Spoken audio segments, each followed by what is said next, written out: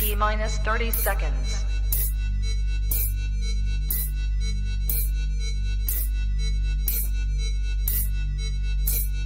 T minus 20 seconds.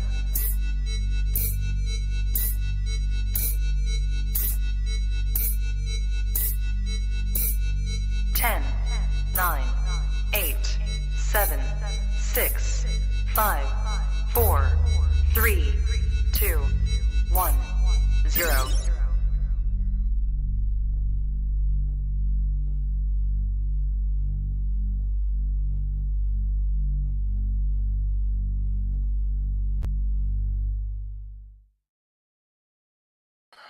Trap Talk Reptile Network, coolest reptile network in the world. Episode 489, new breed on the block. Sweden's High Coast Reptiles. Tapping in with us tonight. What is good? I'm your boy MJ. First time hanging out, do me a favor, hit that like button, hit that subscribe button, notification bell. You'll be on top of every single podcast dropped here under the Trap Talk Reptile Network. Audio platforms, Buzzsprout, Apple Podcasts, Spotify, all the major audio platforms you can listen.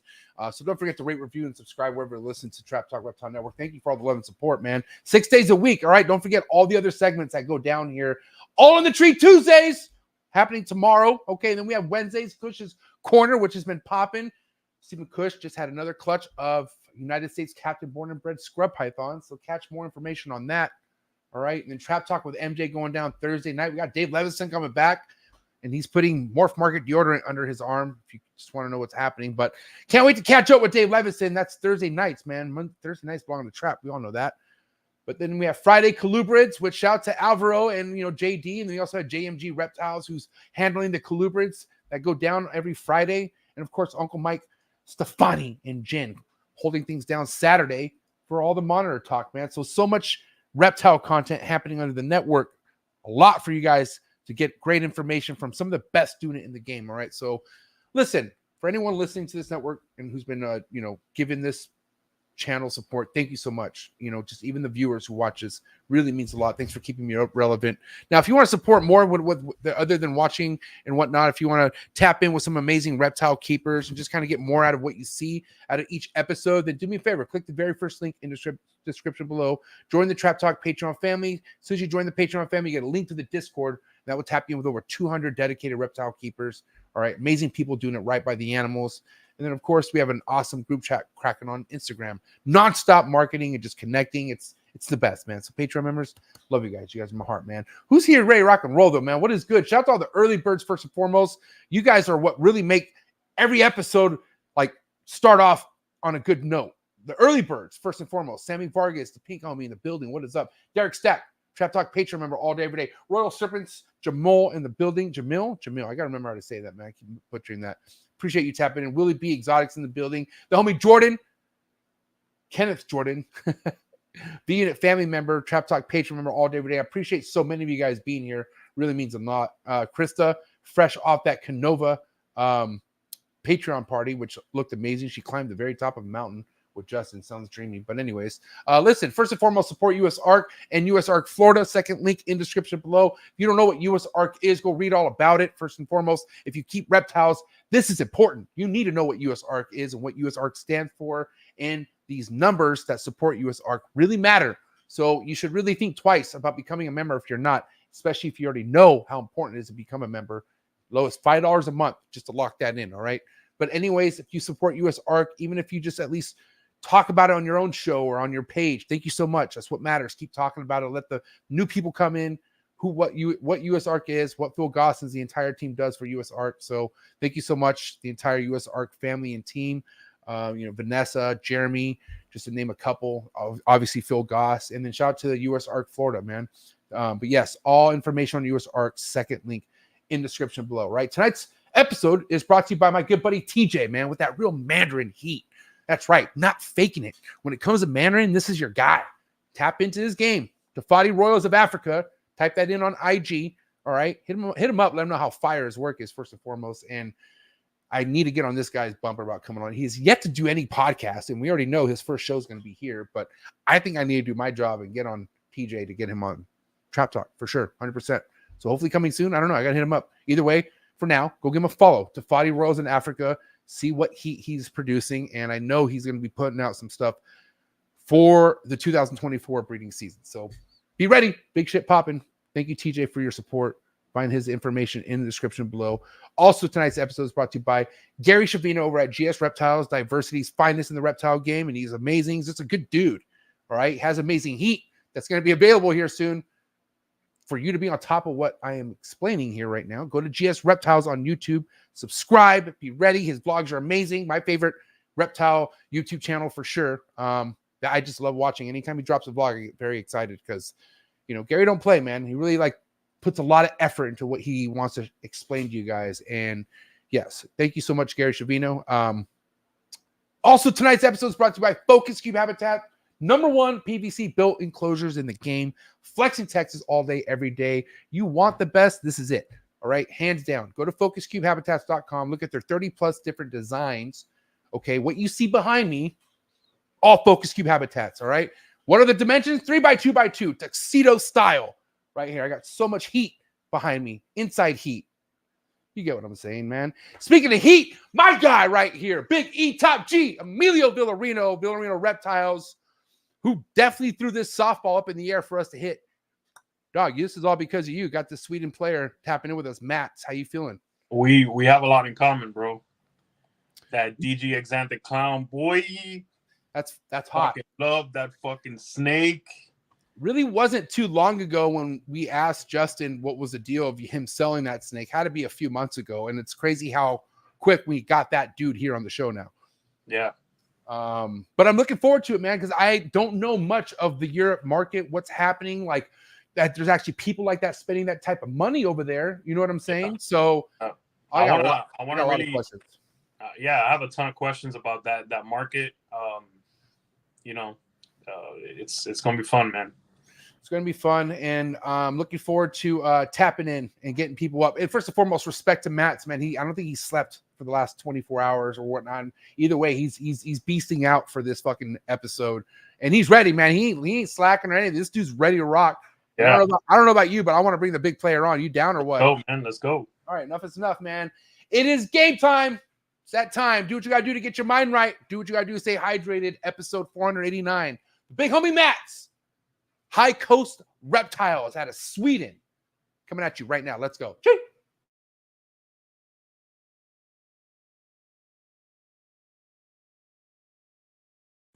Good. You ready for do more in the future? Trap Talk podcasts? Yes. Man. Only Trap Talk. Exclusive. Yes. Exclusive. Oh. So stop calling us. Rub the spot, get the club to pop. When I come up with the crop, God love it or not. I'm hot from the hop to the rub the spot, get the club to pop. When I come up with the rub the spot, get the club to pop. When I come up with the rub the spot, get the club to pop. When I come up with the rub the spot, get the club to pop. When I come up with everybody, we do it. Everybody, we do it. Do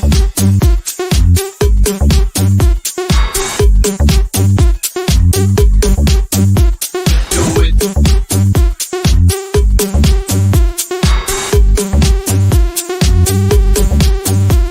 Do it.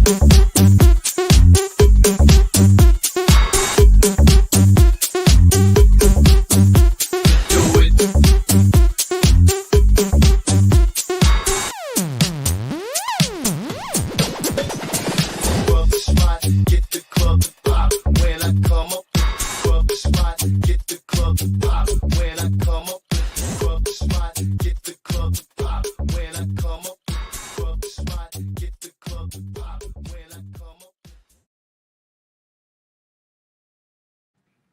We're live, episode 489 with Mats. What's up, Mats?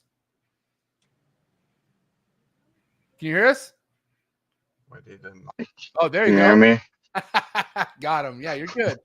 What's going on, buddy? Trying to stay awake. You got that Don't coffee. worry. We're gonna keep you up. Don't trip. We're Yeah. game time now, buddy. We're here. How you feeling? Yeah, I'm great. Excited. Yeah. Just to confirm, it's 3 a.m. your time right now, just about, right? Yeah, I think so. All right. Damn. So listen, I have not had someone like you, as far as the type of investments you put into ball pythons, come and speak to me from Sweden. And there's so many questions I have, first and foremost, man. But what's going on over there in Sweden? Is there more than just yourself as far as what is happening with the high-end ball python market? I don't know. Not too much, I guess. Maybe a few breeders who are like up and coming, or like trying to make something of it, but not like in the US.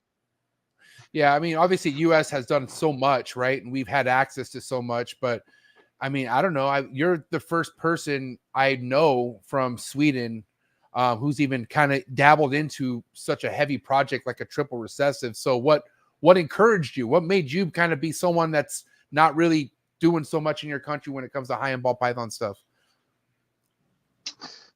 I think it wasn't the plan. It just happened. It just like grew and grew and grew, and yeah, here we are. They didn't plan it. Tell us about the beginning, man. Yeah, of it all. The beginning.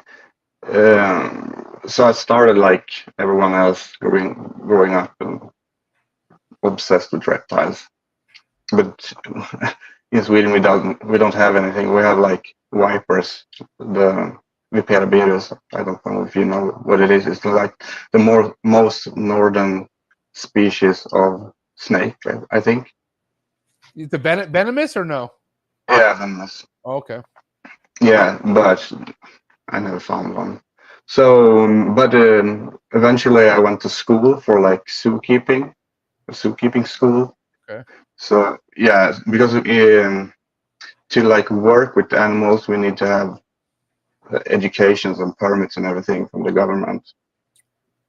So by going to that school, I got all the permits needed to like start a business for working with birds or reptiles or whatever you can find in like a reptile store or whatever. So we had like reptiles and everything in school. So from like 15, I had snakes, and until now. And at first I started with like Burmese python and ball python and king snake and whatever. And like when I turned 18, we started with collecting venomous stuff. So, and from that I started with CHONDROS and emeralds. And when I got tired of those, I started with ball pythons again. That was like in 12, I think. So did you breed all that other stuff you were keeping, or were you just keeping it?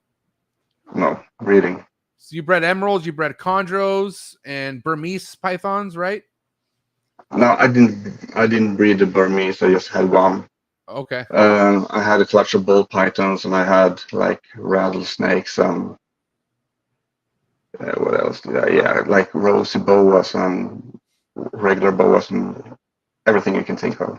So let me ask you, Matt, these pet shops or where you could buy these animals, in order to get animals, you have to have a permit or something in your country, or how's it work? To work in a pet shop, you need to like have permits for each species. Oh, got it. Okay, to work. Yeah. What about to own and to buy? Like if you want to keep No, you need to like have permits from the area where you live. And if you're a breeder, you need to have a permit from like a higher instance, like not the government, but almost from the government. So okay, so they come and check the enclosures and everything, and look up you that you are like suitable to own reptiles and breed them and everything. And you need to keep records of how many animals you like hatch and who you sell them to and everything like that. And you need to send that in every year. Quite a bit of regulation there, huh? Mm-hmm. That's us. That's kind of why I'm assuming it's so small of a market, because I mean that's kind of a lot to do just to keep a snake, you know. Yeah, it's hard. How many snakes you have, Matt? Total Yeah. or breeders or like I don't know. Without hatchlings. Yeah, just snake. Yeah, I mean. Okay, yeah, like 60 or 70. Oh wow. Okay. And you work with reptiles full time still, or what do you do for a living? No, I never worked full time with reptiles. I drive like force machines, a harvester and forwarder and cutting woods. Oh shit. Damn. I've done that my how whole life. many hours you put in a day? Like, what's a typical day for you? Reptiles.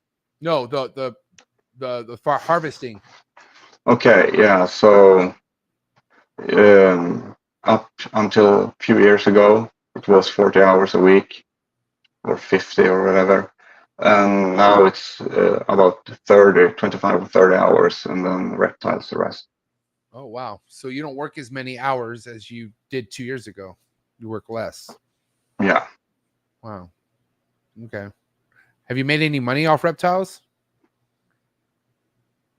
Yeah.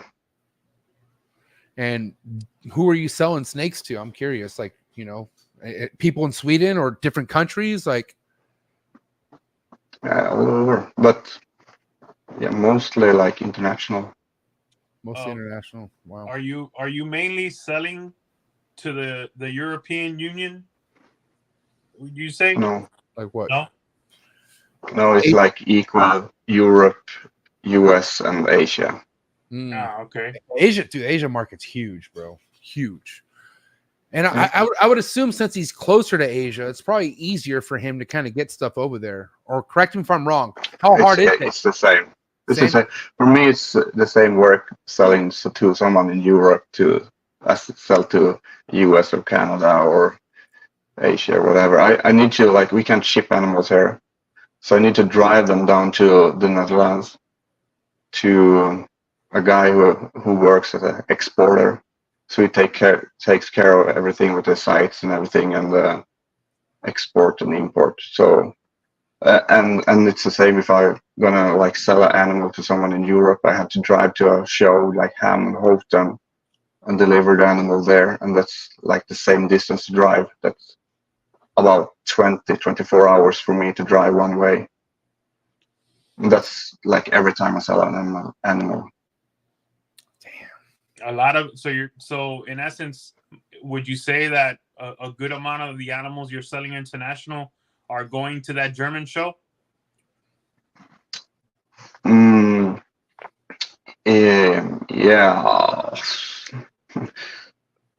a good amount. Yeah, lots of the thing with selling animals in Europe. Usually, everyone like collects animals to the show. So it's like a hub where everyone meets up and collect their animal. So every time, like a month before a show, you start selling animals for that show. And then you drive there and deliver the animals. And then it's pretty quiet until the next time. So it's not like you guys in the US where you can sell an animal a week. If I sell, I need to hold them like 2 or 3 months before the next show where I have to like drive there and deliver. Matt, people can sell their collection and not have to tell nobody if they want to. Like, that's kind of, and it happens unfortunately right now. But there's no regulation on any kind of animal sales whatsoever. As far as like, obviously certain states, right? But I'm saying like for what people are really doing behind the scenes here, it's crazy. Yeah. MJ, you have it easy. What's up, Emilio? I'm sorry. That show's on the bucket list, bro. We got to hit that show one day. Dude, yeah, Ham. And I got so many questions about Ham, which I've asked questions about Ham before, but you can't take photos there, right? There's no picture taking from what I know inside that show. Yeah, but I think it's like not as strict anymore, but yeah, but I think the Houghton show is nicer. It's a nicer venue. What time of year is that? Are the two shows, the Ham show and the Houghton show? What time of year is it? It's like once every quarter. Okay. But not the same month usually. What? Okay. But so go ahead. In the like October or something, I think the best ones is go to Snake Day in Houghton. Yeah.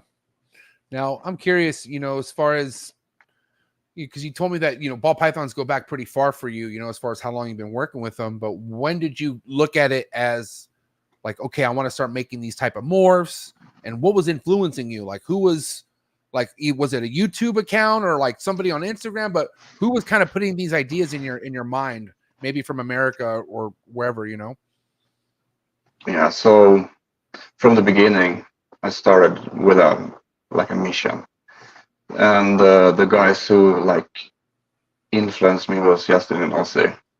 Justin Ozzy. Yeah, I found like Justin's blog online, and I felt like that was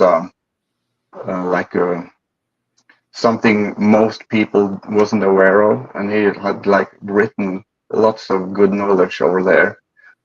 And I'm like, when I'm get into something, I'm really zoomed in. So him like mentioned too that you should like be specific, focus on one project and do it really good. So I did that from the start, and like built an army, and then started investing. What were like the first initial investment morphs that you were picking up on? Like some of the stuff maybe you even work with to today, but what was some of the first stuff? So my foundation is clown, yeah. So I started like making lots of hats and some visual, held them a female back, and even bought some females from the Swedish market that I thought was too cheap. They were like back in 13 or 14, they were like $200 or $300 for a clown female. Yeah. So I bought like five of them.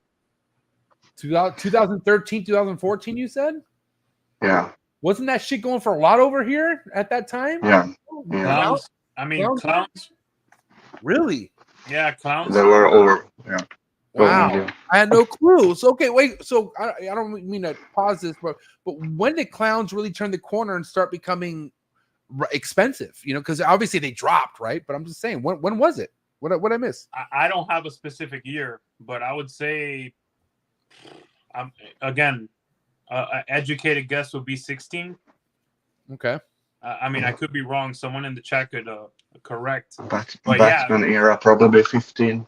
2000. And who was putting out clown stuff to where people were like jocking it? Was it Ralph Davis? Justin. Was it with Justin? It was Justin. It was Justin. Justin. So Justin was the one taking charge on the clown from the. Yeah, clown was kind of slept on for a good while. Wow. Okay. Yeah. That's interesting. I didn't know that. I thought clown came about and it was already hot, but no, it was slept on. Good to know. Okay. Yeah. So you were jumping on clown. And then what did you, once you started making visual clowns, what were you putting in clown, or what were you starting to invest into clown as you were continuing on? Yeah. So when I had like, I think 12 or 15 clown and head clown females, I started looking for a male. And I also had an Orange Dream clown male on MORPH market. Wow. So I contacted him and wanted to buy that, but he had sold it. So, but he told me that I could buy one of his holdbacks. It was Orange Dream Leo Pastave clown or something like that. You can imagine if that was a 4 or 5 gene clown male. So it was more expensive than I had calculated with. So I thought about it and like went to the bank and took a loan and bought it. That's sick. Yeah, so I was the biggest idiot my friends have ever seen because I did that. Gangster. Damn. Gangster. Owns it. I love it. Yeah, I talked to Ozzy on the phone and he like, you want some kind of insurance that am I going to sell these animals or am I crazy or whatever? And he just, I don't know, Ozzy is so like cool in a way. He like, there's nothing I can tell you to like make you feel sure or comfortable or whatever, but you just need to do it and like experience it for yourself. So I did that, and from there it was like up and away. Damn, that fool told you either jump or get off. That's what this fool told you. That's gangster. I mean that's reality, right? Bro, if you guys see if you're built for this shit or not. I mean, and I gotta tell you, man, it's damn okay. This is awesome. Okay, so you did it. obviously there's kind of probably a lot of nerves. First and foremost, because you have to get this snake all the way from the United States over to you. Like we panic just across the country shipping a snake, you know what I mean? Sometimes, but now we're talking you crossing the pond, getting to a whole other country. So was it pretty nerve-wracking waiting for this snake and getting it, or what was that like?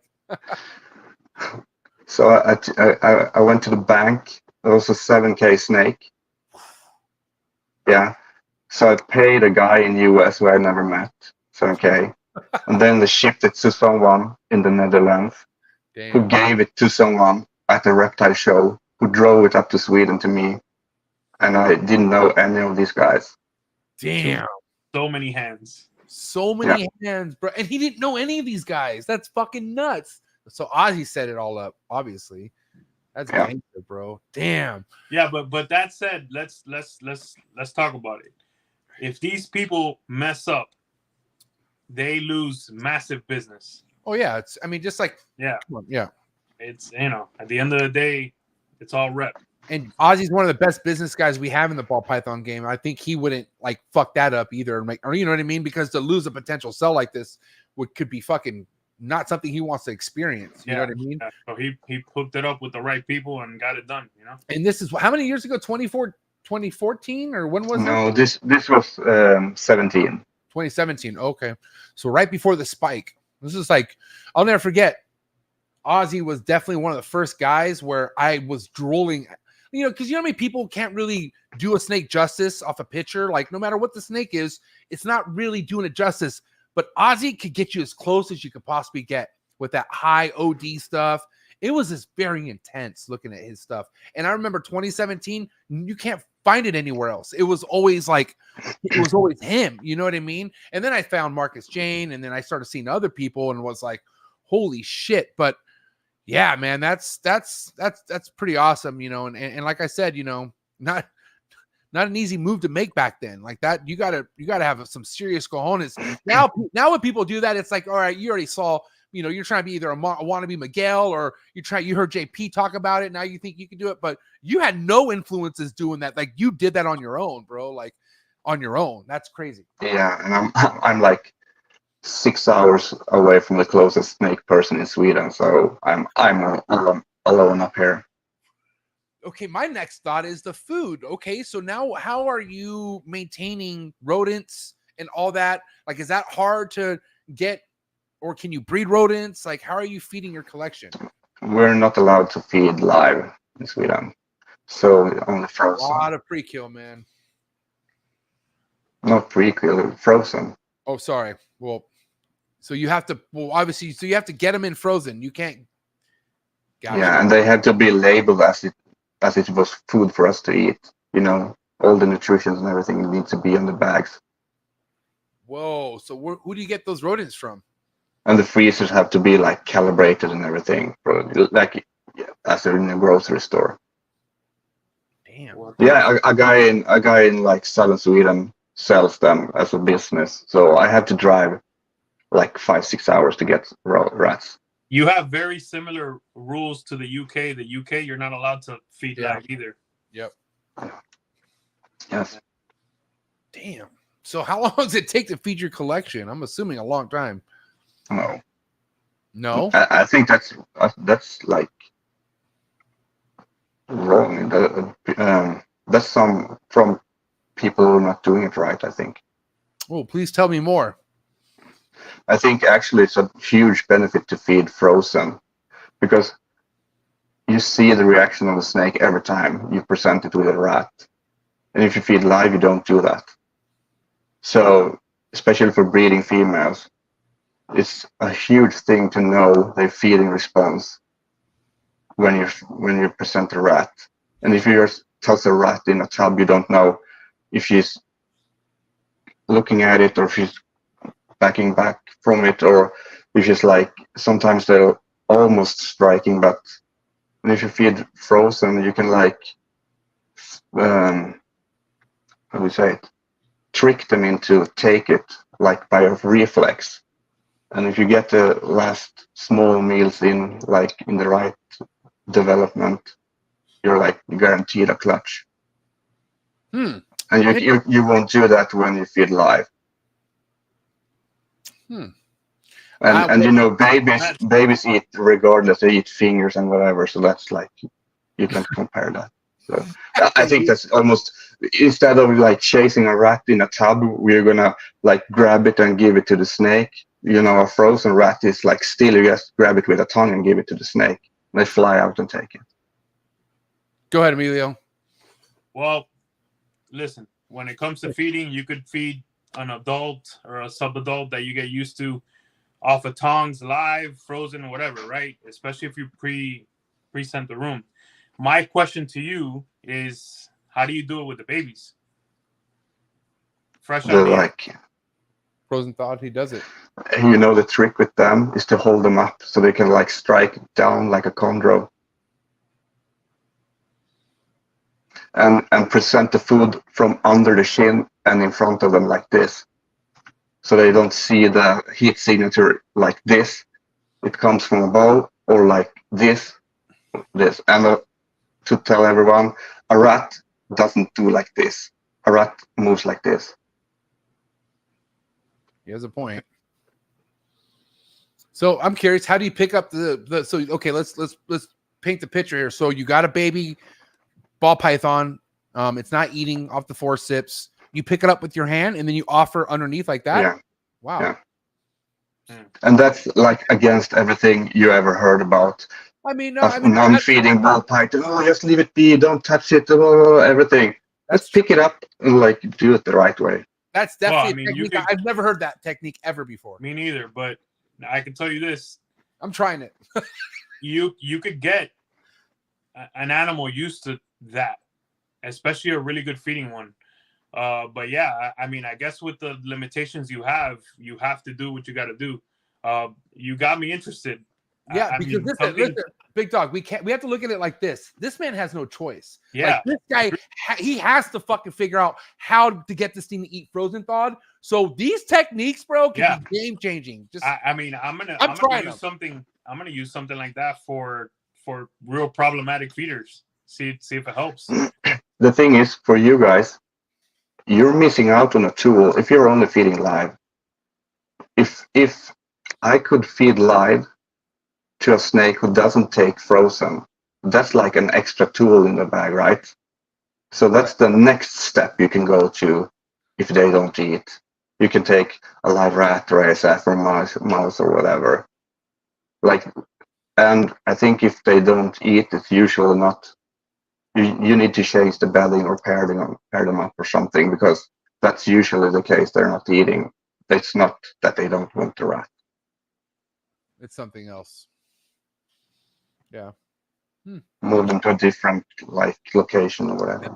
I'll tell you what, and this is just the bottom line, okay? For the amount of collection, like the amount of snakes for the most people's collections in this hobby, it is just more time management sense wise to feed live. And maybe laziness. I mean, for a lot of it could be laziness too. I mean, it is easy to just fucking toss a rat in the bin and close it. I don't do that first and foremost, because I've seen what a rat can do. And I just like grab, for me, I have these 2-foot fucking forceps and I like grabbing them. And I personally, I agree what you say. I like to see how my girls are eating. If they're fucking eating hard, or are they just like gently eating, that all that stuff matters. I think that's very important. But to just say to that, I also use forceps, because I like to see that exact thing that you just said. That behavioral thing is important. Yeah, for sure. Me too. I do the same thing. But you know, if you calculate like the time you're required to care for the rodents when you have like live rats, then it's not too much time to feed them frozen. And he got a point there. That's a lot of time. You know, mind you, I don't produce any of my own rodents, but when I did, it was a fucking lot of work. I'll never forget that. This man right here pumps it out. I mean, he in a sense has a little side business off of it, but also feeds his own stock as far as ball pythons and his other reptiles go. It makes all the sense in the world for Emilio to do what he does. I mean, listen, it is a lot of work, though, Emilio. Yes, I'll say this though: if I was Mats in Sweden, I would be doing exactly what he's doing, because I love these fucking animals and I'm gonna make it happen. For sure. Oh man, yeah. I mean, like I mean, come on, we got it made over here in a lot of ways. You know what I mean? With you 100%, Mats, and let me tell you, we're gonna keep talking about this. I want to learn a bit more. You know. Mm-hmm. Now, Yeah. I'm curious, Matt. You know, how are you starting off as far as what are you feeding your ball pythons for a first meal? A lot of people do different things, mice or rats. What are you going straight from the beginning? Whatever. Like a pink rat or a fuzzy mouse or ASF, I don't care. What works? Whatever I have in the freezer. Like, what works best for you? Like, what has, like, from what you've seen, what always works? hopper mice or ASF. I think the smell is better on them when from the freezer. Right. So I'm assuming But yeah, it's a very small difference. you like to get them on rats as soon as possible. I don't care. Yeah. Go ahead, then. What were you gonna say? Yeah, I would say it's the fur that's giving off the extra smell. I mean, right? That's what you'd say, Matt? Yeah. Yeah, but the whole room smells from the road. I usually throw like bigger rats at the same time, so the smell is in the room already. So yeah, it's more the heat and the size of the prey. I think they going from. Yeah, I would say that the best way, since I started really presenting the whole room with all prey, right? I would say that I have, out of maybe 300 animals, I have maybe 2 animals that are imprinted on a specific prey. That problem went away fully. Yeah, and if you just go through and look at the animals before you're like feeding, you know which one's going to eat anyway. So just feed them. Hey, I want to get back to what we were talking about as far as like the initial morphs that kind of help you take off as far as where you're at with all your projects. I know we talked about clown and that being, that clown you got off Ozzy in 2017. But what was the next big snake for you? Like after that snake, what was your next huge snake that you felt that was like pretty hard? I got a red stripe spot and yellow belly-head clown male from Justin, like from the Pompeii, sire to the Pompeii, like a half brother. Oh shit! I think that was 20, if I remember correctly. Yeah. So you saw the vlog, and that's how you found out, or how'd you know Justin had this? No, I think this was before the vlog. Wow. Okay. Yeah, sometimes Justin send me some messages and what cool animals. What's available. Oh, I mean, come on. We all know that guy or that homie. I'm like, hey, I think I'm gonna let this person know first that I have something like this. That's just how it works. It fucking is what it is. Yeah. That's sick. We all want that someday. But okay, so he, for the most part, you need to be a nobody up in Sweden to get that. But when have you ever noticed that you were able to make ball pythons and have some money to actually put back into ball pythons? Like basically, when were you able to start making money off the ball pythons versus it coming out of your pocket? First year breeding the Aussie male. First year breeding Aussie's male. Yeah, so that was like 19. I got the first babies from him, and I was like, I think like 10 times the money I invested. Damn. And he had a lot of females. Remember, he held back a lot. He made a lot of females. Remember? Yeah, I got 12 clutches from him that year. 12 clutches. Oh my Oh, god. and not only that, that's when the clown craze was blowing up. So you did it at a perfect time. Yeah. Yep.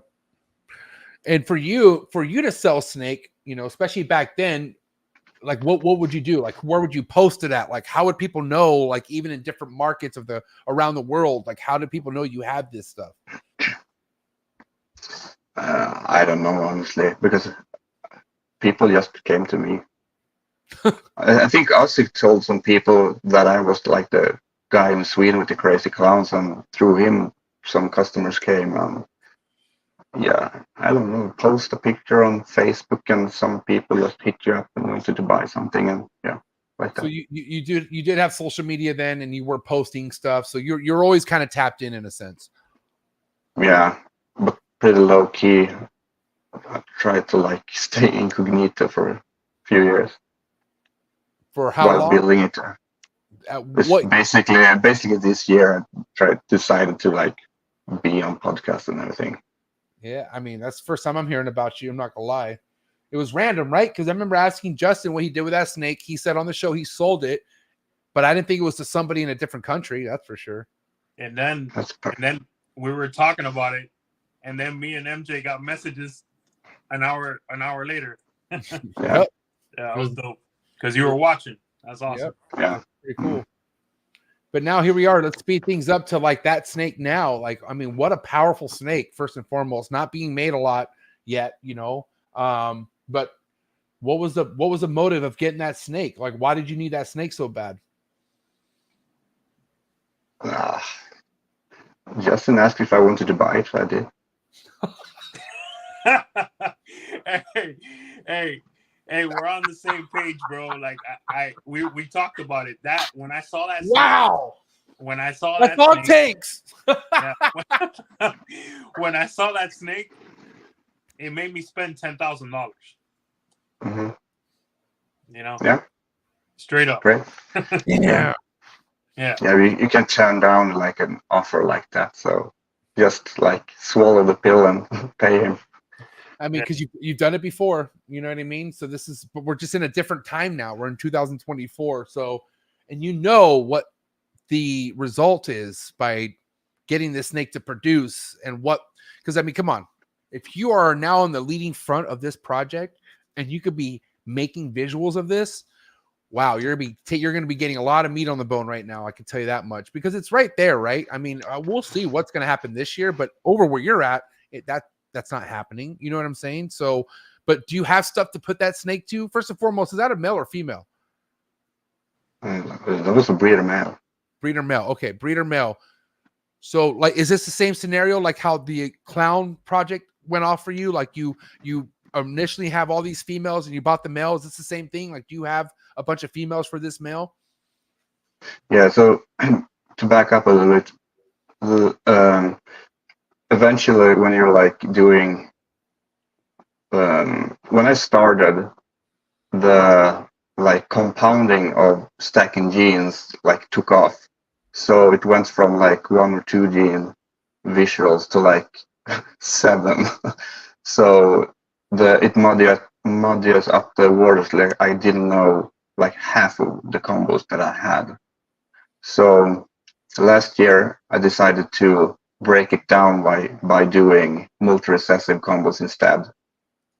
So last year I did hypo-DD clown pieds animals, like basically a new collection of what I already had, but they were like visual triple heads instead. So this year I'm doing the same, but with the Axanthic DD clown. Wow. I mean, So from this year I'm gonna sell pretty much all my adult females. Fuck. And just keep the. So did this end up proving het DG, or you don't know yet? I don't know yet. I have the shed collected, but I need to send it in. So this is just an acid clown, or what else is in this clown? This is killer right here. I think that's from like black pastel acid to a Enshi Mojave Leo Orange Dream clown or something. Oh my god! So I think that might be like black pastel Enshi acid Mojave clown or something. Or leopard. That thing's crazy. Wow, that nice. that thing is fucking sick. But it also, okay, here's another good example, right? Like, I know we're kind of in a different era, not to stack genes, but depending on what you're working with, that whole stack gene thing is going to be popping again. It's going to be a popular thing again, as long as it's the right genes. But I think it's still popular. I think so too. 100%. And I kind of want to go through some more of this stuff because, man, this shit's fucking fire, bro. Like, I'm not even gonna lie. What's this one right here? So redhead. What is this redhead? What? Oh my god, that's filthy. What is this right here? Holy shit. What is this, Matt? I think it's orange dream yellow redhead clown. Dude, redhead. That might be the best redhead I've seen. It's super nice. He lives in Japan now. Hey, I'm being fucking 100% with you guys. That redhead is ridiculous. I've never seen. I don't think I've seen. I mean, because redhead is something that just recently started blossoming. Correct me if I'm wrong, right? I know there's been red stripe, but holy redhead shit. is red. Has redhead always been popping, or can someone school me on that? I mean, it just started. I'd Okay. say a couple Where'd it- years ago. Where'd it come For from? me, redhead is pretty like old. Actually, last year I didn't do much because I thought that people already had catched up with it. So Dude, this thing I is bought that's a redhead Batman double hit hypo DG. fuck. These things are red, bro. These are sick as shit. Yeah, I think it's crazy. Oh my god, I'm flipping out. Redhead is the shit. Is redhead? I think I produced redhead for like 4 years now. Oh my gosh. Why is it so slept on? This is crazy. Well, is this a incomplete dominant or is it a recessive? No, incomplete. Yeah. Dude. Yeah. So what's a super redhead look like? Can you do that with that or no? Yeah, you can do it. But I don't know if it's confirmed there is a super made. If so, it's not like crazy. It's like similar, but that's nice. That's one of my like favorites from this year What's this one? or last year. I think it's Black Pastel Acid Mojave Clown. Oh my I god. think it's DG2. Holy crap! I fucking love that. That thing is Damn, sick. he's got me on this dark stuff, bro. Holy Dude, I'm shit. telling you, bro, this thing is fucking Fuck. ridiculous. Man, okay, so man, and this thing is Het DG. Yeah, I think so. Yeah, I sold that one too, so I think the new owner proved it to be Het DG by testing it. You sold this one? Yeah. Fuck. What'd this one sell for, if you don't mind me asking? Just curious. Oh, I don't remember, like 4 or 5K. That's good. Are you kidding me? Damn. Yeah, I didn't. It's in the mail, and I didn't need it. All right. Well, man, you have a lot. Oh my god, look at this. This is not my alley, bro. What is this? Please, just tell me what this is. Obviously, it's a super GHI something, or what's going on? I don't know. That's from the like Aussie mail I bought way back. So that's like a 2019 baby that it's so nice that I posted it again. GHI Mojave something. Just a you know what I mean? Like, this is why GHI is the best. I mean, in my opinion, this is nuts right here. And it was just like, it was so sick that you had to post it again. It's from back in the day, man. You don't even I'm telling you, people need to be posting more stuff. That thing's beautiful. Now, you did give me a bit heads up. You sent me some snakes on in the DMs earlier that I want to pull up, because I'm not gonna lie, I have no clue what these snakes are. So why don't you do me a favor and let's see, let me pull one up. Do you have a certain? Do you want me to go in order, or what should I pull? Should I pull up anyone first, Matt? Does it matter? Whatever. Yeah. All right, well, why don't we check out? And by the way, guys, can we do me a favor? Get the likes up right now, please. Matt's killing it. He has no sleep and he's just killing it. Do me a favor and get the likes up right now. And we're gonna break down these two snakes, because this looks like DG something. But let's hear it from you. What's going on with these two snakes here, Matt? Yeah. So that's some of my favorites actually. When you see them in person, they are Black Pastel Acid DGs, and the one on top is Yellow Belly too. So the top has yellow belly, not the bottom? Yeah. Huh. Okay. Untrained eye here, so help me out. So obviously, just based off it being a little bit lighter is what's telling you that's yellow belly, or how the alien heads are more like spread out. You don't see it as good as in that picture, and the belly is totally different. It's cleaner. You're right. I could see it.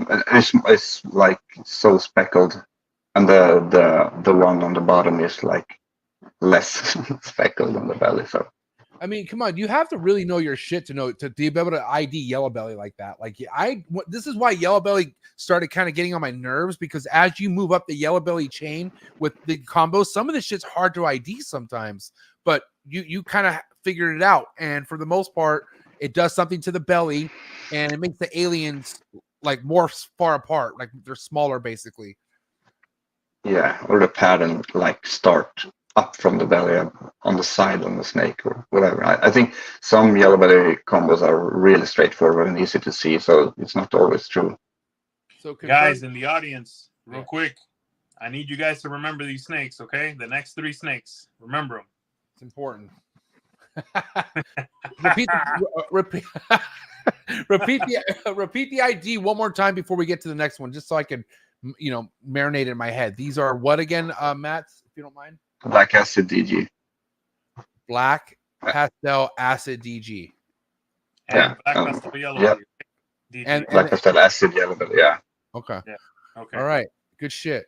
All right. So I'm gonna get to this next one here. Now this one right here looks interesting. What's going on with this snake? Yeah, that's just a picture of like one of my favorites, favorite. I don't know, morphs to work with. There's a super pixel yellow belly. Super pixelated yellow belly. Super pixel yellow belly. Oh, super pixel. What is pixel? Help me out with that. I don't even. I think I heard Justin talk about it before, but Yeah. Tapped. So what's going on with pixel? It's Justin's like granite gene he found. It was called the A2 in the beginning, and then renamed it Pixel. And the game plan for what is with Pixel? You want to get that in DG? Like, what would you want to put this in? Yeah, so this year I'm making Pixel Yellow Belly triple head DG eccentric clowns. Damn. Sweet. Pixel is incomplete dominant or recessive? Yeah, so that's a super Pixel Yellow Belly on the picture. Oh, it's a super. That's right. My bad. I forgot. I heard it, but wow. Okay. Damn. I don't hear about Pixel a lot, Emilio. I don't know how many times we've had people who are dropping big bills on shit never talk about Pixel. That's one of Justin's next projects, bro, and obviously High Coast as well.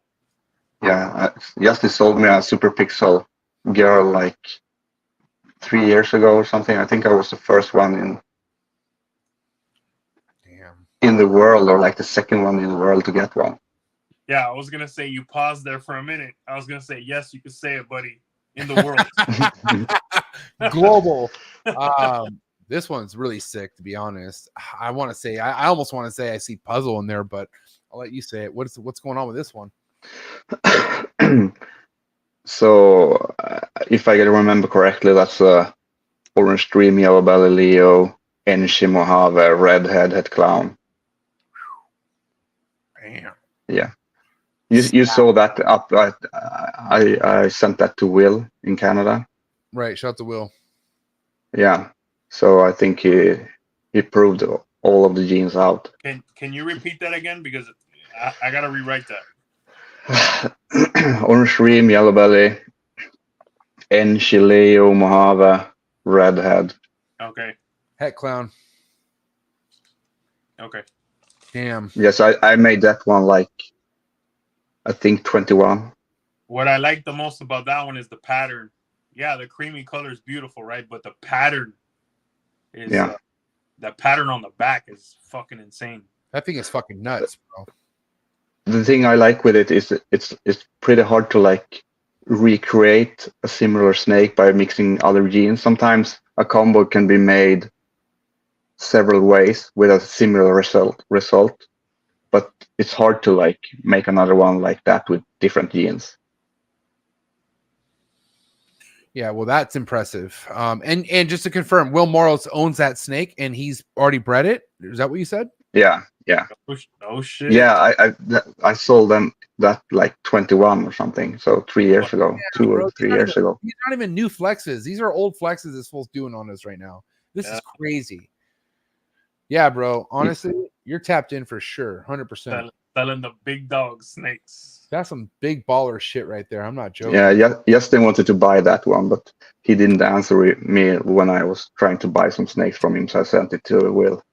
hey, what a move! Was he pissed? No, Justin doesn't get pissed. He goes, "Oh, I could have used that." That's exactly what he was. That sounded just like him, bro. Yeah, I sold, or I sent that and like 4 females to Will, redhead head clown combos, when they were like 10K each back in 21. So I'm still waiting for some snakes from him from that. I just sent him snakes and like do something cool and send something to me. Now, I'm curious, Matt, at this point, have you gotten a lot more customer base other than Justin and people like Will? Like, how many of your snakes are coming to America?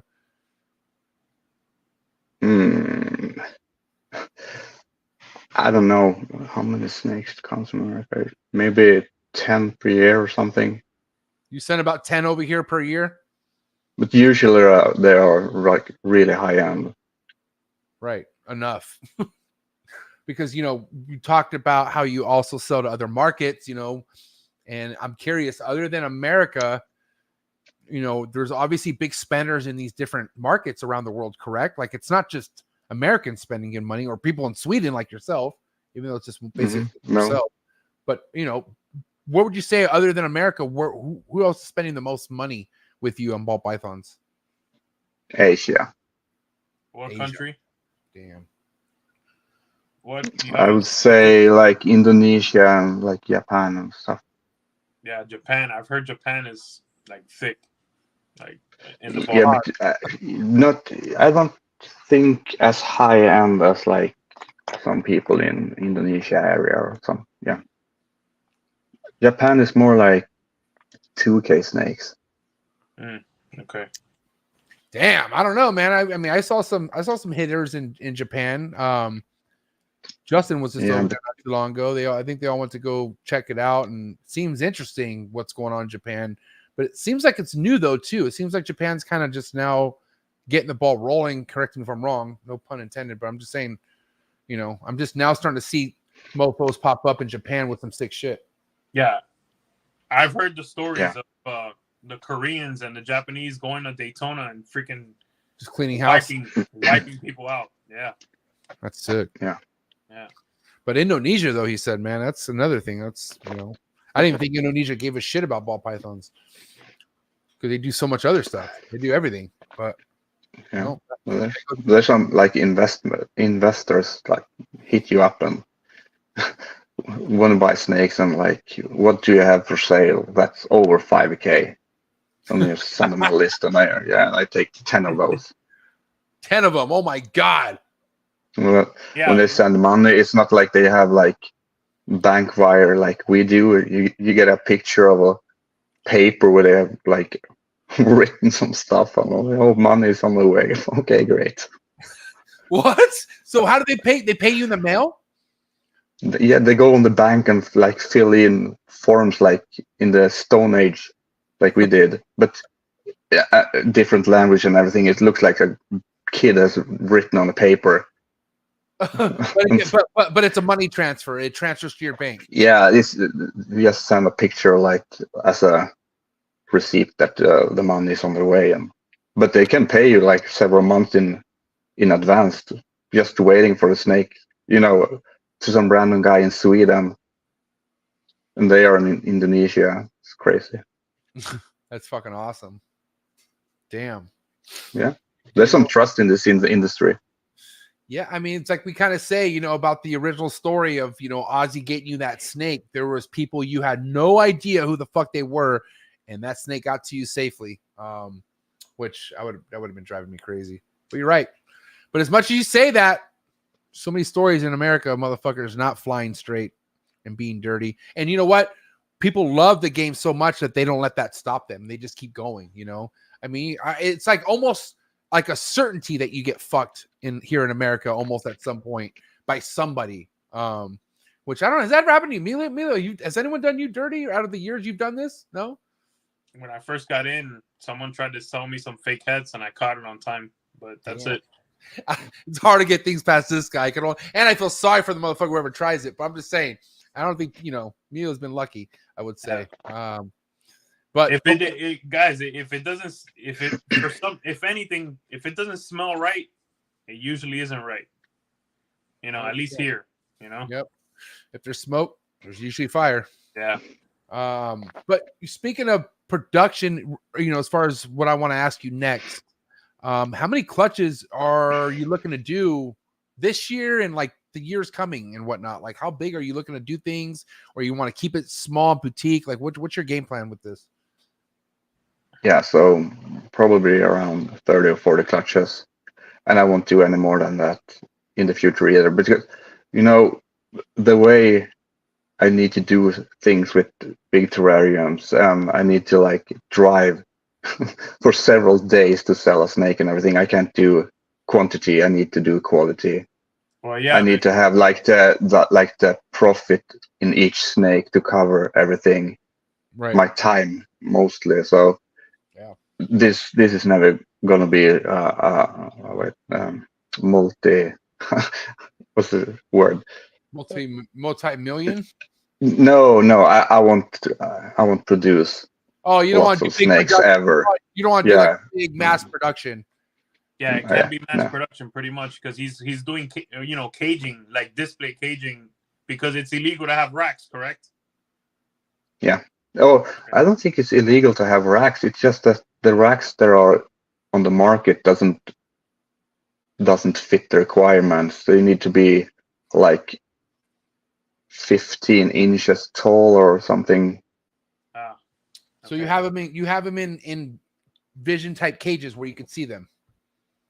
Yeah, like the ones you have. Really? So what is inside the cages for the ball pythons? Like, do you give them perches and everything? Is it like bioactive, or is it just super simple? No. Yeah, perches and a big water bowl so they can like fit their whole body in. This whole gives ball python perches. This is so cool. I think it's awesome. They need to have somewhere to climb. They need to have some hides and everything. I saw his setup. It's incredible. Wow. Okay. Didn't you see that, MJ? I sent you a picture. Could have sworn. Let me see if I can pull it. You sent it on. You DM'd it to me, right? When we first started talking. I have this one right here. I could sort of see. So those cages behind you. All right, let me pull it up so people could see it. So you have. Where the heck did it go? Oh, there he is.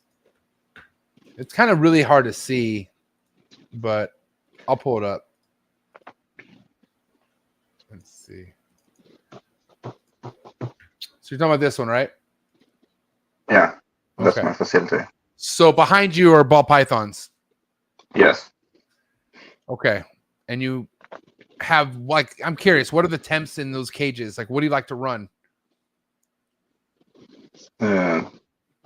Same as you. I don't know, like 25 to 32 degrees Celsius. 25 to 32. Sorry, I have to look this up.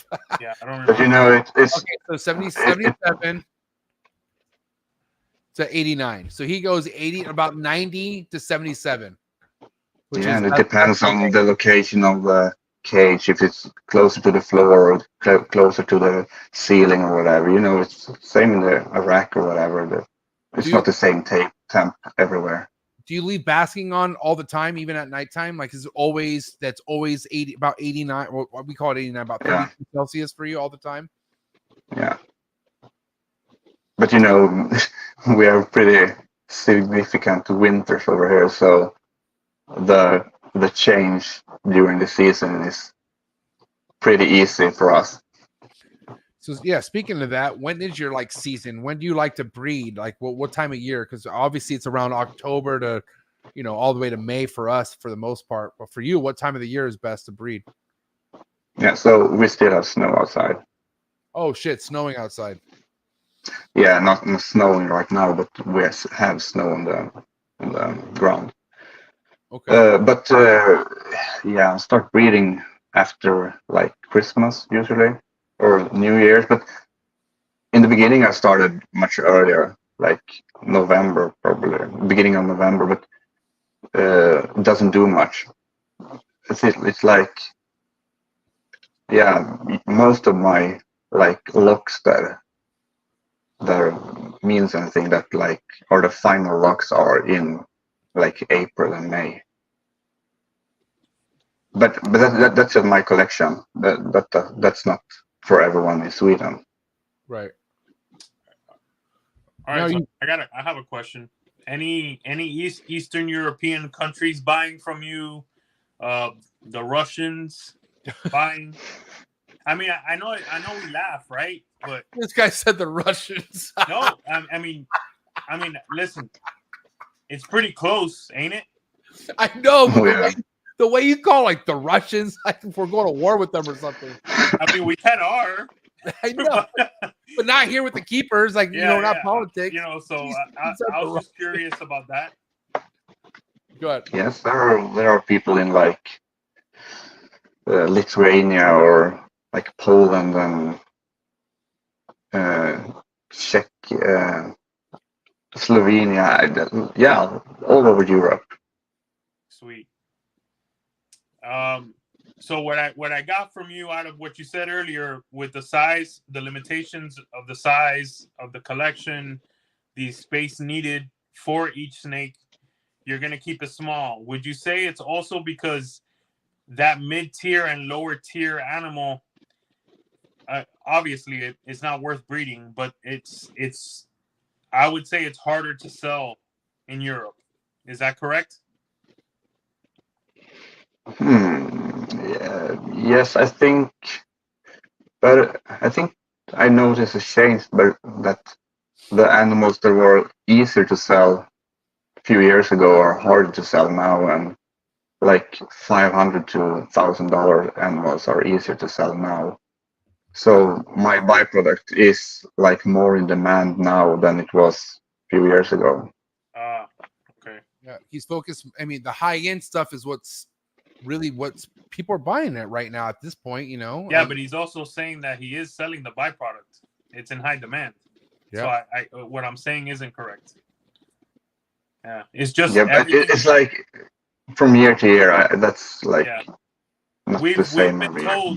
we've been told by some that the overall pricing is lower in Europe for everything, even the mid tier and lower tier. Yeah, I think that's true. Okay. And I'm sure him selling to different countries, they all have you have somebody who will wholesale and buy the stuff that isn't really visually high end stuff, more hets and whatnot. Yeah. There are wholesalers here with us, as in every country. Do you ever visit America? Like, have you come over here and checked anyone's facility out ever, or do you ever plan on doing that? Yeah, I was on vacation with Wilkas last year. We were in Yellowstone, and then we went to stay at their place for a week. Oh, cool. That was when I was like offered to buy the snake. Epic.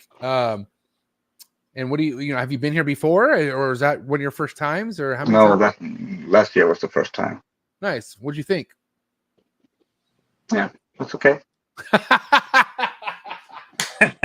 It's kind of hard to impress homeboy, huh? Yeah, I guess so. Because he needs to come to San Diego. That's why. If he came to San Diego, he would have been like, "Bro, I'm telling you. I'm just saying. I'm not trying to toot my own horn." Hey, I missed where exactly you went because I was in the chat. I'm sorry about that. Can you repeat where you went?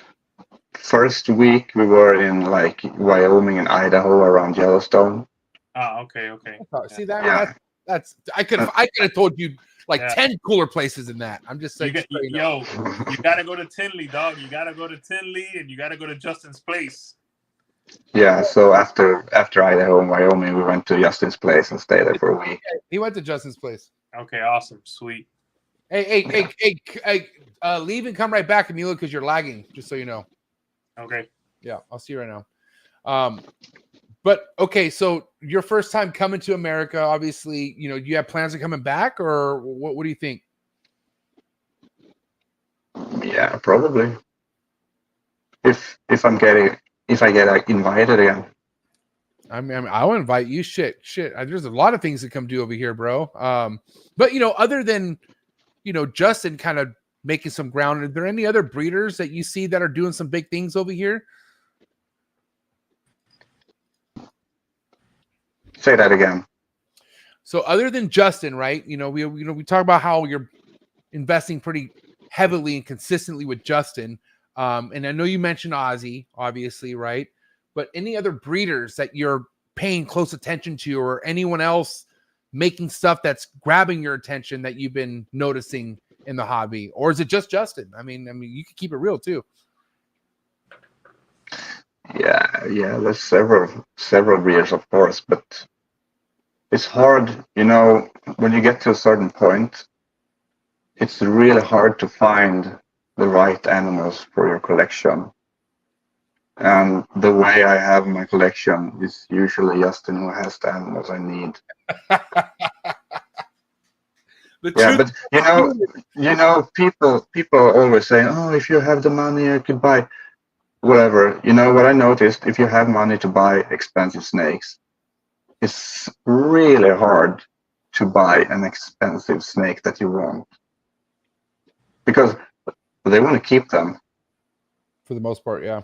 Yeah. And I've been chasing Justin and Miguel and people like that for years to like buy snakes, or either they are not made yet, or they want to keep them for themselves. So it doesn't matter how much money you have. You can't buy the good stuff anyway. Can't put a price on rarity, huh? Yep. Yeah, that. I think that's more frustrating than not having money to buy them. Have money and not be able to buy them. Yeah. And you know what they can do in your collection, and it's like you can't afford not to have them. Yeah, something that fits perfect and you got the money to get it and they don't want to sell it, bro, that does hurt. Yeah. But you know, when we're talking like the high-end game here, man, like like you either do it or you get the fuck out. Like there's this kind of no in between with this shit. And that's like, it kind of gives me anxiety. You know what I'm saying? Because as Matt's saying, if he gets that phone call from Justin, he's going to know what that phone call would lead to, because he's been through it. Like, it's kind of like, you know, Ozzy gave him the best advice when he told him about what he was thinking about that moment. Like, you know, like either fucking do it, see if you're made for this, or don't, or you know, respectfully go ahead and leave and go down to another place, you know. But this guy dived in a long time ago and he ain't fucking. So I guess it just ain't nothing to you at this point, just doing this. It's like, you know, I mean, what's the point? Once you're in the high end game, you're in the high end game. Yeah. Matt, so it's the same, but it's much, you know, do you want to, what's more fun, like playing the Olympics or like on your. I'd rather play in the Olympics.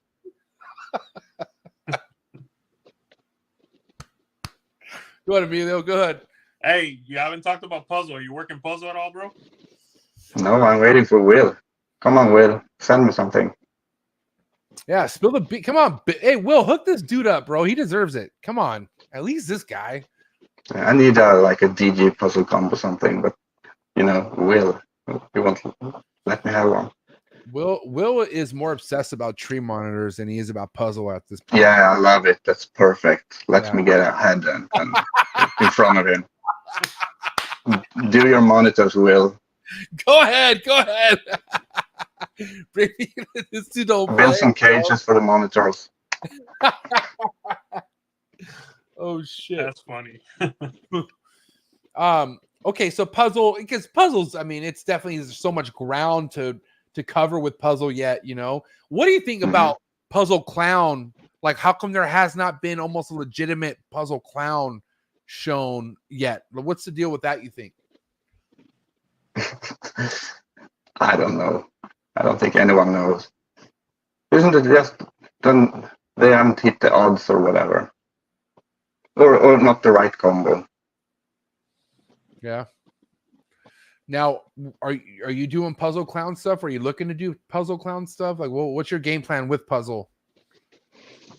Yeah, because everything I have is like clown tied to clown, so it's gonna be whatever I want it or not.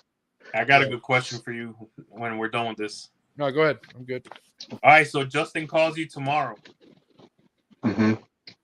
And he probably will, yeah. And he tells what? What did he say? He said he probably will. Yeah, hey, but so we're going to talk about going to Norway, so that's not. He's got some sunset. He's got some sunset combos, bro. What's up? What you gonna do? Oh, boo! Yeah, it fits perfect. I'm making the clown combos, triple head sunset, hypo DG this year, hopefully. Okay. So I see you, give dog. me like a triple visual for that. Perfect. Okay, I see you, bro. I like that.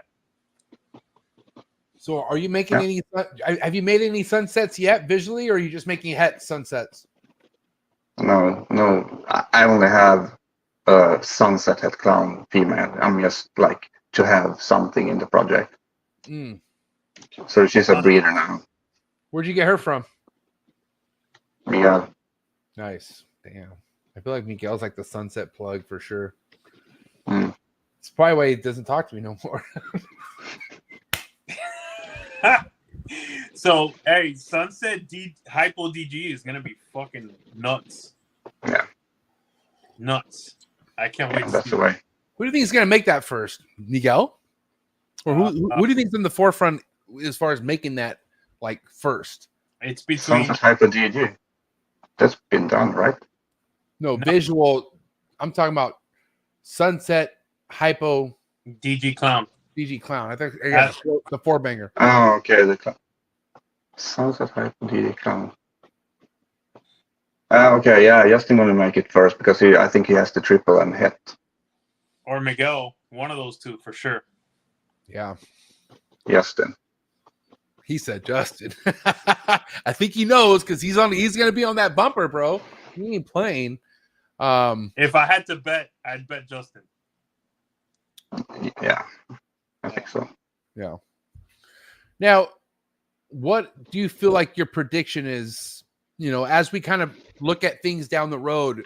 Do you see the Sweden market growing at all? Like, and do you want it to grow? Like, I mean, if you can have it grow, would that be something you would want to do? Or are you just kind of happy just being the fucking player you are and keeping things less is more? I mean, because it seems like you're in the control of that in a sense, I guess. But what do you have to say about the market overall and what you would want it to be at in the next few years?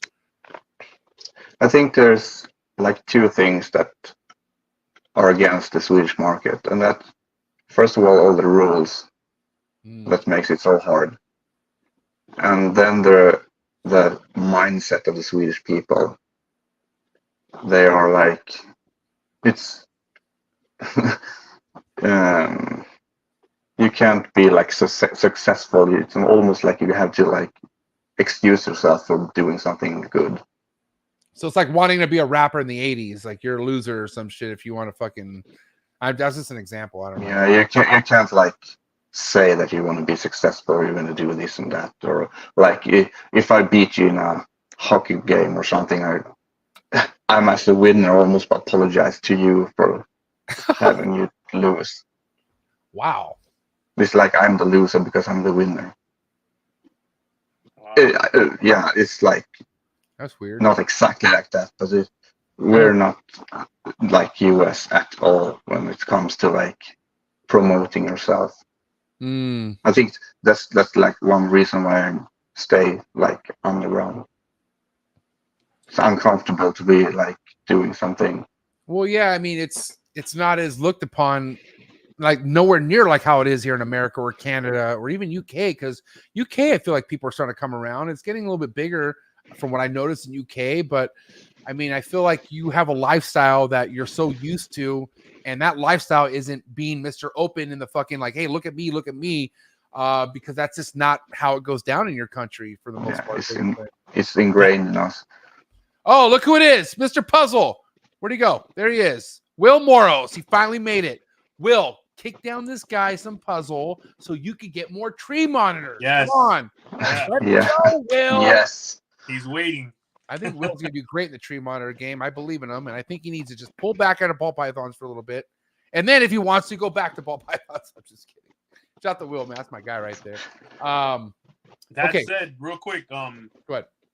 can you see a change? Like, because we were in America when it came to reptiles, and some pets in the household. I could say 20, 30 years ago we were like that to an extent, right? Hopefully Europe can open up to and change. Do you see that potentially happening? Yeah, but Europe is different from Sweden. Europe is more like open already, but I think in Sweden we need like a successful breeder who like can show everybody that it's possible to do this in whatever level you want to. That might be But the you. thing is, no. You, bro, hey, real quick, let me say something. You're saying that your people are very conservative but let me tell you something, bro. You sound American as fuck. Yeah, but I feel at home in US in that regard. Yeah. It's so like liberating to get a high five when you like tell them something you achieved or something, instead of feeling like the biggest idiot on the planet. That makes sense, I guess. Yeah, but Sweden needs a bigger, like a more Miguel type person to like help the market, and I'm not that guy. Who is? If it's not you, who's it gonna be? I'm trying to like help some guys up who are more of that personality than me. So hopefully my Swedish crew will like do it. Damn, so this fool got a Swedish mafia out there. That's hard. All right, listen, I got a wrap-up question for you before we get to Emilio's wrap-up, and then we have hot seat questions for you, okay? But overall, there's so many things that you have discussed as far as like how you are pretty much ahead of the game, man, as far as certain projects and certain morphs and whatnot. But if you could make one snake this year, like the snake that matters, right? What would that snake be? What would be that one snake you could hopefully hit and make in 2024? That's not easy to choose, but yeah, so probably a black eccentric DD clown hit eccentric, or like some kind of black acid DG redhead hit hypo. I don't know, clown. Something like that. You lost me real quick. Let's go back. So the first one you said black exantic, and no, then, black acid. Sorry. Oh, okay, black acid. What's black pastel acid? Okay, got you. Okay. I was like, DD clown hit eccentric would be great for the future. A boy, preferably. He said hypo though. Hypo too in the mix. That's not on that one. The het hypo is like if I could make a black acid, redhead, Enchi, yellow belly, clown, double hit, DD hypo. Fire. All right, what do you got, Emilio? All right, I'm gonna blend two things because there's something we didn't ask, but I need to ask where specifically what's your specific vision with the DG Exantic Clown, if you could share it? I mean, I'd love to hear what you're gonna do with that project. And then also, second, why High Coast Reptiles? The name. Okay. So first question, I'm going black pastel and not eccentric, sorry, acid. Then I'm going to mix it with redhead, GHI, orange dream, probably. Spot nose, everything like regular stuff. But the main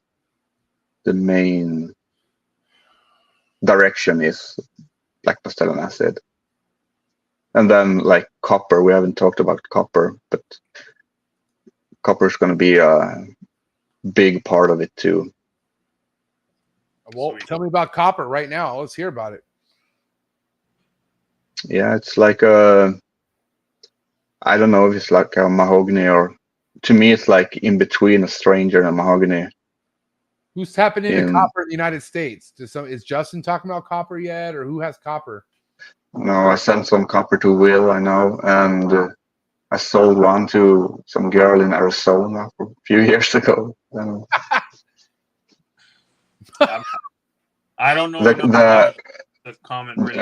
Copper reacts super much with het pied and yellow belly. If you check my Instagram, they are like, the pattern is blown apart, really, really dark and like orange pattern. There are.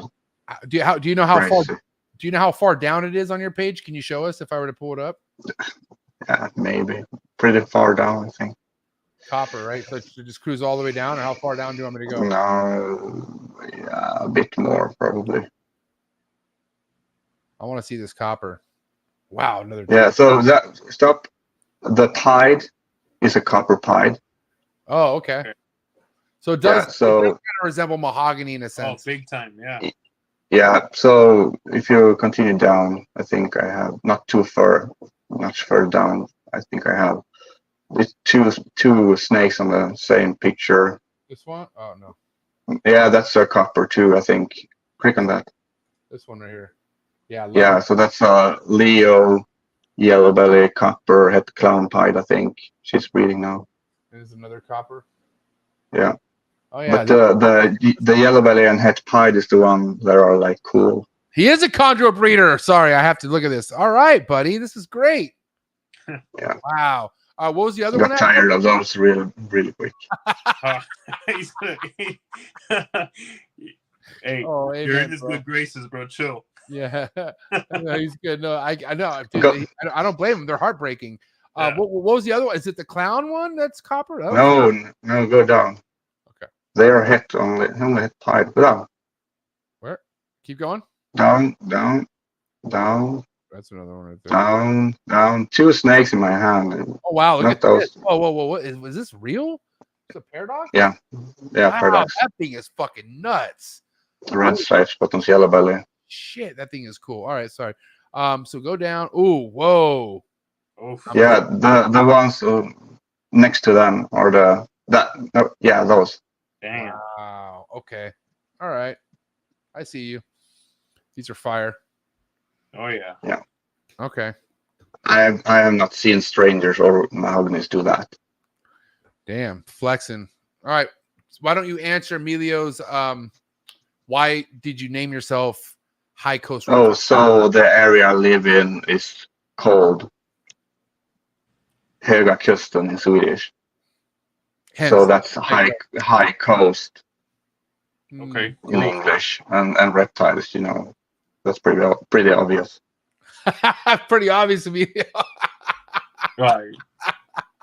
You know just what the punked question you, was, bro. all right, funny guy? Holy shit. Listen, hey, dude, you did great, by the way. You know what I mean? This was a great podcast. Mats, I appreciate you so much. We do have hot seat questions for you. Gotta fix my camera. Camera's backed up, but why don't we get the lights up right now for the homie Mats, because it's hot seat question time. Mats, have you ever done hot seat questions? Have you seen how I do these? Yeah, All right. Listen. just do like JP, so it's good. No. Don't do it like JP, please, whatever you do. But yeah, guys, do me a favor. Get the hot seat, or get the lights up right now for the hot seat questions for the homie Max.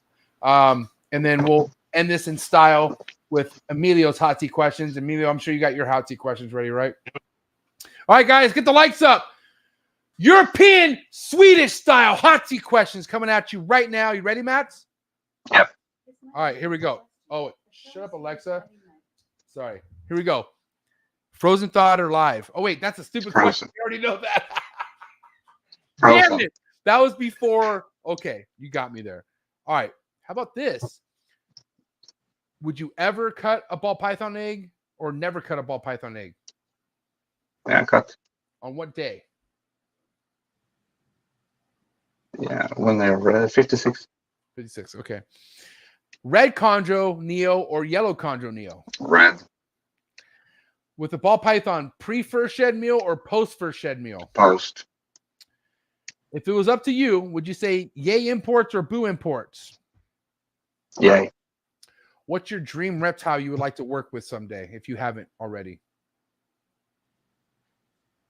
I think the ball pythons are great. That's your dream reptile. That is. I had like literally every snake you can have. I mean, dude. You know when you get babies of them and they all came out the same every time. They are like boring after 2 seasons, and the ball pythons are never like that. He's right. You got it. I mean, he has something there, and the way he keeps them too. You don't keep them in racks. He gets to look at he gets to look at the desert ghost exantic clown every fucking day through a fucking visual gate. I'm not gonna lie, that's sick. All right, how about this? To spray or miss the ball python, or to never spray and miss the ball python? Spray and mist, or attempt the water ball. All right. Steak or fish? Steak. West Coast rap or East Coast rap? I don't think I know a single rapper. You know, we in the Nordic countries we listen to metal. Yeah, he's a metalhead, dude. All right, great. All right, let's get to that. Favorite metal band in the United States? Lamb of God. Damn, you're a Lamb of God fan. I think they just have their 30-year anniversary or 20-year anniversary. I forget. Anyways, they've been around for a minute. All right, little word association. Say the first thing to come to mind. You ready, Mats? Yeah. Milk. Cow. Favorite morph? Ooh, clown. You said cow? Clown. Oh, I said what? I was like, what the fuck is cow? Are you kidding me? Clown. Wow. All right, least favorite morph? Albino. Stuck shed. Yeah. Moist. Mites. Well, don't want them. FedEx shipping. Do you have FedEx? I wish. That's true. I forgot. Perfect answer. I know. Favorite double recessive project? DD Clown. If you could eliminate one recessive gene out of the ball python world forever, never bring it back, what recessive gene would you eliminate? Patternless. Say that again. Patternless. Patternless. Wow. Okay. It's pretty much eliminated itself. All right. Last but not least, before Emilio's, you ready? Whatever comes to mind. Ready? Coolest reptile network in the world. Bullshit. This guy just said, I'm kidding. either he's trolling or he's for reals and he's about to jump on. No. I'm trolling you. Of course, this one. That was a good one. Either way, even though Sean and I have no issues, that was still good. That was iconic. Okay, but can you please say for the record what's this one? Say it. Trap talk. Thank you. That's it. Fucking Sean's happy. All right, bro. I've got 3 for you. Okay. So Okay. one's got to go. Lamb of God, Children of Bottom. Bodom. It's a lake in Finland. Yeah. Yeah. Children of Bottom. Sorry. Or Metallica.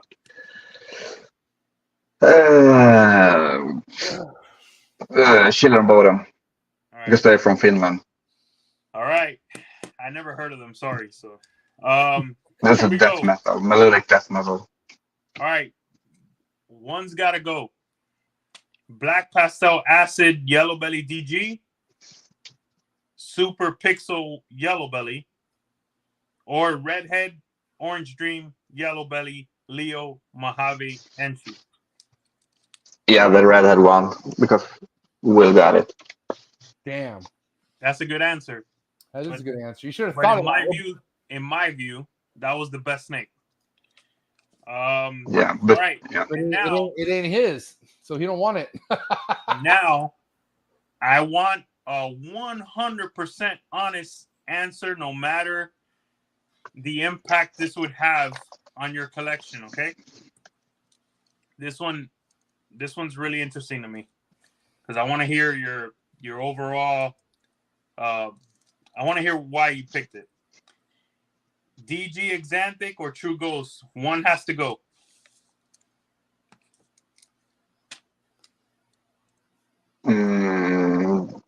True Ghost has to go. Crazy. But I'm not sure about the contrast when you're like stacking lots of genes. You're absolutely right about that. Yeah, that's gonna be the test. Yeah. But I think that in the right combos it's going to be great, but in some other combos it's not as great as just the DG accent. me and you are gonna compare in the future. We're gonna compare Desert Ghost Exantic combos and True Ghost combos in the future. We're gonna be talking about that. Yeah, looking forward for it. Well, this was an amazing podcast, my man, and for sure the last time you'll ever be on a Monday night, because you're definitely killing it in the game. Really happy to get to know you better and just kind of understand where all this starts from. You're right; it all starts from that love of the reptile, right? But your upcoming in this game is a little bit different, buddy. Only because where you live in the world, you don't have the same, like we got it made here in America. We really do, but you're figuring things out. I'm definitely going to go back and listen to your techniques on how you feed stubborn baby ball pythons, something we should all consider. And I will say, man, props to you on not being shy about talking about how you feel about feeding your collection frozen thawed, because at the end of the day, man, it's preference, but it all makes sense. Like there is a lot of risks feeding live if you look at it, right? And there's also just lazy ways not to pay attention to your females by feeding live also. I know plenty of people who just throw them in the tub and they just keep it moving. I don't like doing it like that, but I understand where you're coming from. So mad respect, mad love. This was a great episode. What do you think, Emilio? I can tell you, it was a great episode. It was great to hear your perspective. And anyone in the audience that is like, oh my God, a frozen thawed, listen, if you were in Sweden, you'd be doing exactly the same thing. And this guy's mastered this way of getting his collection going. Mats, bro, I would love to see how you do the hatchlings eventually in some type of video. I think that would hit big time, bro, for you. Yeah, and for the record, I would feed frozen in US too, and just use live as a extra tool. Right. To like, if you do it all the time, it's not different for them, It's like a bonus if they get a live one. Damn. Well, listen, eventually I'm going to be on my way to Europe, be making my rounds. I don't know how crazy it is to get into Sweden, but I'd like to come check you out someday. Yeah, it's no problem to get to Sweden. What's the food like there? I'm curious. Like what's like? I like to eat, bro. I love to eat. So what's I think we have pretty good food in some places and pretty bad food in some places. I will give you surströmming if you come visit. So just like America. All right, cool. All right, listen, please do me a favor, guys. Go give this guy a follow. High Coast Reptiles on Instagram. You can catch the link to his IG and his morph market in description below. So go give the homie some support. Shoot him a message if you thought this podcast was sick and hit the like button. But it's a wrap. Give it up for the homie Mats from High Coast Reptiles, ladies and gentlemen. Hey, go get some sleep, dude. You did it. Go enjoy. Yeah, going to work soon. You did. And you're going to work soon. Oh, God bless you. Hey, great job, man. Thank you so much. Get some sleep, bro. Great job. Yeah, thank you, Chuck. Yeah, thank you, Legan. Bye. What a guy, man. It can't be easy, bro. Like, whole nother country. You know what I mean? Stayed up all night for this shit. Listen, now he's going to work. This guy's a beast. Hey, I want to say something real quick to the audience. And this is sometimes what I tell people out there. We have no right to complain, bro, about anything. Oh my God, for reals. Dude, good point. Bro, it must be really, really, really, really difficult to run a collection like that. However you look at it, right? Yeah, he's just used to it though. Like it's just you master what you have to master. Human ingenuity at the end of the day. In America, we are spoiled. Yeah. For reals. But spoiled as in like spoiled our laziness by doing the bare minimum, we do stuff that we could skim by with where he's from. It's not like you can't do that shit. You have to give him the better keeping standards or else you won't be able to get permits to keep this stuff. And, Mexico's like that too, man. And UK's like that. So I don't know, man. I'm not trying to change the playing field for America, but something should kind of happen where, it makes people want to clean up their act a little bit. You know what I'm saying? But also too, I mean, we think about how many breeders out there who are breeding so many ball python clutches who have thousands of ball pythons in racks. You know what I'm saying? Like, not too many, but there are people out there who have a wall of 1,000 ball pythons in fucking rack systems. You know what I'm saying? Which is kind of crazy to think, but that's just how we've been doing things here. So crazy. Good episode, really, for sure. Appreciate you fucking delegating it and getting him to do it. And obviously it was really cool to we got to show off. We got to show off some killer animals tonight. I mean, this guy's tapped in, he's killing it. I mean, but here's the thing, bro. He's been tapped in, and like his high end game has been his like forte since he's gotten in. And you got a lot of people who come into this and eventually work their way up to the high end game, but they're not covering as much as this guy. Like, this guy's trying to, like, he's covering it all. You know what I'm saying? So you never know, man. Shit, you might even make something that this guy might want someday. I mean, that'd be a huge goal for me to have something that this guy wants in Sweden. I mean, that's what we should all be. That should be a goal for everybody. You know what I'm saying? For everyone, yeah. Your goal is to have Matt's phone number and be like, "Yo, Matt's, I got this shit," and he's like, "Yeah, say less, motherfucker."